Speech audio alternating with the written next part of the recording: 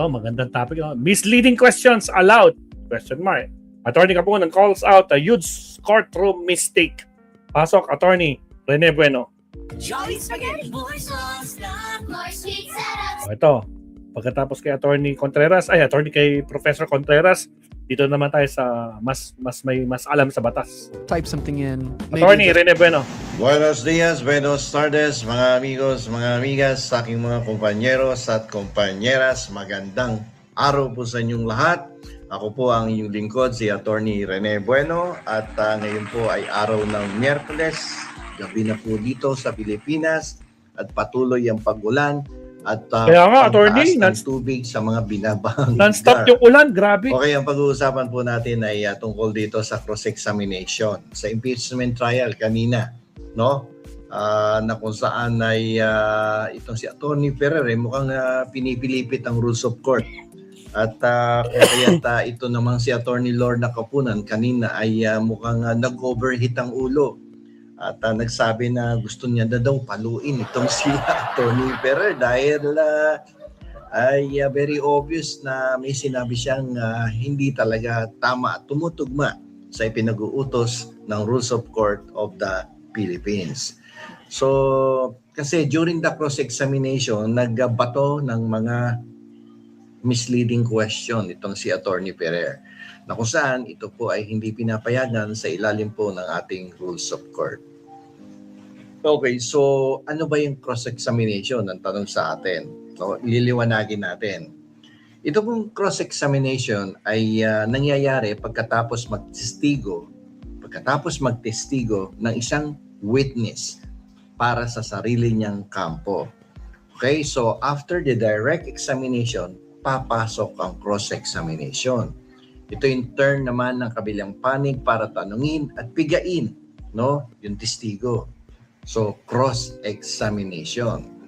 So, sa trial, bakit ba kinakailangan na magkaroon ng cross-examination pagkatapos ng direct examination? Natanong na nga natanong doon sa direct examination. Bakit uulitin na naman doon sa cross-examination? Okay. Ang isa sa mga dahilan yan ay para checkin natin yung talagang katotohanan. Nagsasabi ba talaga ang totoo o nag-iimbento lang ang tumitistigo sa harapan ng hukuman? Okay, so malinaw ba talaga ang alaala niya sa nangyaring krimen o sitwasyon na yon? So dapat malaman ng hukuman at subukin kung talagang malakas pa ang memorya ng isang taong tumitistigo sa harapan ng hukuman. Okay, at para malaman din kung may pinoproteksyonan ba yung testigo na yan o bayaran ba yung testigo na yan, no? Maipakita sana sa harapan ng hukuman na walang bias dito. Okay? So, during the trial, dalawang katanungan meron tayo dyan. Ang unang katanungan ay yung leading question. Yan. That is the first type of question. And the second type of question is the misleading question. Okay, kanina dito nagkamali si Attorney Ferrer Yun! at muntik na ngang mapalo, no? Sa korte ni Attorney Kapunan. Yun nasabi ni Attorney Kapunan kanina, no? At sabi niya, malaki yung pagkakaiba ng dalawang yan, no? Leading versus misleading question. So, hindi natin alam bakit biglang nasabi ni Attorney Ferrer na yan ay pinapayagan sa ilalim ng Rules of Court of the Philippines. So, mali siya doon. Mali talaga. Kaya nakapagsalita tuloy si Attorney Kapunan na Baka lecturean. gusto niya ng paluin yung kanyang katonggaling abogado. Sapagkat malaki po ang pagkakaiba ng dalawang question na yan. Leading question and misleading question. So yung leading question po para po sa kaalaman ng iba at hindi po nakapag-aral ng batas, yung leading question po sa loob po ng paglilitis ay pinapayagan po ng hukuman yan ayon sa ipinag-uutos ng Rules of Court. Okay, iyan po ay isang uri ng tanong na nagmumungkahi, no, na ng sagot na gustong makuha ng isang abogado. Diba? So, ando doon na yung nagsasuggest na siya ng sagot doon sa tanong niya. Ando doon na yung sagot sa katanungan. Okay, bibigyan ko kayo ng halimbawa. Kunwari, ito yung tinanong ng abogado. Leading question.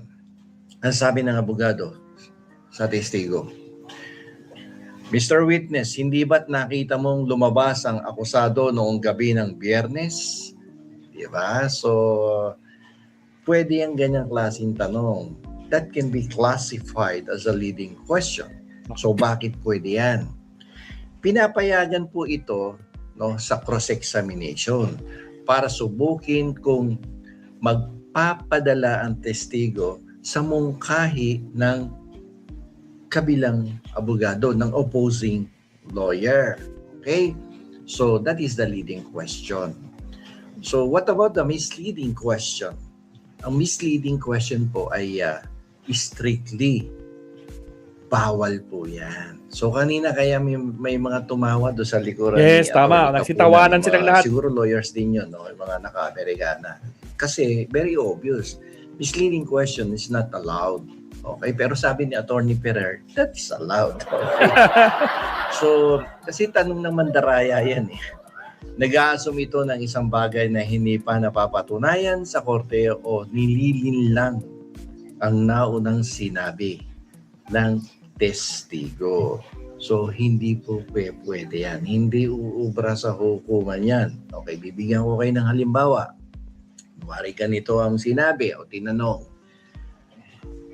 Anong oras mo ibinaba ang baril pagkatapos mong barilin ang biktima? So dito sa tanong na to, kahit wala pang patunay o pag-amin na siya nga ang nagbaril o bumaril, abay, para sa kanya, biniril na. Sinasabi na nung abogado di ba? Tama. Nililin lang niya na yung testigo. Hindi pa nga ako umami. Ba't mo sinasabing anong kailan ko binaba ang aking baril? Okay, so bakit bawal yan? So bawal ito sa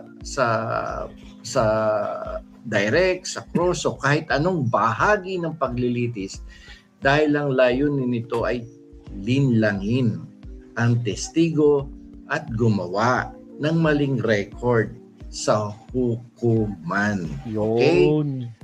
So kanina nga sabi ni Attorney Kapunan, if you will remember it, no, may mga limitasyon ang cross-examination. Hindi porket sinabing allowed ang cross-examination, banat ka na lang ng banat. May panuntunan po ang pag-conduct ng cross-examination sa hukuman. Okay, kahit pwedeng magtanong ng leading questions para pigilan ang testigo o pigain ang testigo, hindi ibig sabihin niya na pwede nang gawin ang lahat. Alam niyo po, parang may mga pader yan. May wall, may limitations, no? Para ano yan, para masunod natin yung kung ano ba yung pinag-uutos ng rules of court. So the limitations are actually in accordance with the provisions of the rules of court. Bawal ang misleading questions, whether it be in direct, cross-examination, redirect, or recross-examination. Bawal po yan. No? Bawal manlinlang o mag-assume ng maling katotohanan. Okay? So, maliwanag po yan, ha? So, kasi baka mamaya maniwala kayo na that is allowed under the rules of court. Okay, so alam nyo po kasi ang testigo po, protektado po yan ng korte. Laban sa mga tanong na bastos, laban sa mga tanong na nang iinsulto, mga tanong na walang galang, no obvious nga na binabastos mo na yung testigo. So papasok ang korte dyan, no, para bigyan ng proteksyon ang testigo. At isa pa, bawal din yung argumentative questions. Okay? At bawal makipagdebate o makipag-away sa testigo habang nakatayo sa witness stand. So if you will recall, di ba, there are times na nagsasalita si Chis Escudero na sasabihin niya, okay, counsel, do not argue with the witness. Kung maaalala nyo, di ba? So, bawal po yun. Do not argue with the witness. No? At kung magre-raise ka ng tanong, dapat relevant. Ibig sabihin, may kaugnayan. No? Lahat ng tanong ay dapat may direktang koneksyon sa mga issue sa kaso. Huwag kang magtatanong ng walang kinalaman do sa issue ng kaso. Magkakaroon ng objection. Sasabihin ng kalaban mong abogado, objection, Your Honor, irrelevant. Yun, kaya may mga question na gano'n. At hindi din pwedeng pilitin ang testigo na sumagot sa tanong na maglalagay sa kanya sa panganib na makasuhan o makulong sa isang krimen. Ayan po yung tinatawag na right against self-incrimination. Okay? So, hindi mo siya pwedeng pilitin sumagot, no? Baka mabaon mo siya sa putikan. Okay? So, ang cross-examination po ay ginawa para ilabas ang katotohanan gamit ang talas ng isip at rules of evidence. Hindi para lokohin ang testigo o gumawa ng kwento sa pamamagitan ng panlilinlang. Okay? So, palagay ko naman naintindihan ninyo, no? Na yung misleading question is not allowed in all situations, whether it direct examination, cross-examination, redirect, recross examination. Ipinagbabawal po yan. Okay? So, wag po kayong malilinlang sa ilang mga statement ng ilang abogado na medyo nahilo during the trial. So, hanggang dito na lamang po. Ito po muli ang inyong lingkod, si Attorney Rene Bueno. Salamat, attorney. O yan, mas malinaw na mabsat, no? Talagang hindi talaga pwede. Kaya lalong pinagtatawanan itong si Attorney Ferrer. Kita nyo naman yung reaction sa likod ni Attorney Kapunan. Nagulat sila. Ha? Tawanan talaga sila, no? Alright. Shout out sa mga bagong pasok. Nandiyan si JB Rose, si Sonia, Danayla, shout out. Si Cora Vidal, Mark Bonjobi, PMB Romy, sila ba mga pakapasok? Tsaka sa lahat ng mga pakapasok, shout out sa inyo. Okay, punta naman. Last two topics tayo, Mabsat. Last two topics tayo. Countdown tayo in 30 seconds. Here we go.